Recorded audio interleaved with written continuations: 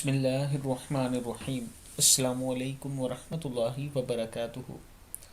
حضرت سلمان علیہ السلام کی دعا: رب اوزعنی ان اشکر نعمتک التی انعمت علی وعلی والدی وان اعمل صالحا ترضاہ وادخلنی برحمتک فی عبادک الصالحین۔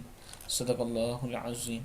اے میرے رب، مجھے توفیق عطا فرما کہ میں تیری ان نعمتوں کا شکر ادا کر سکوں جو تو نے میرے اور میرے والدین پر کی ہیں، اور مجھے توفیق عطا فرما ایسے نیک اعمال کروں جو تجھے پسند ہوں، اور اپنی رحمت سے مجھے اپنے نیک بندوں میں داخل فرما۔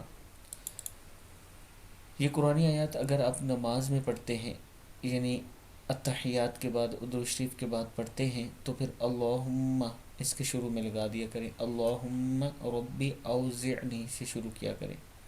اس ویڈیو کو آگے ضرور شیئر کریں۔ السلام علیکم ورحمۃ اللہ وبرکاتہ۔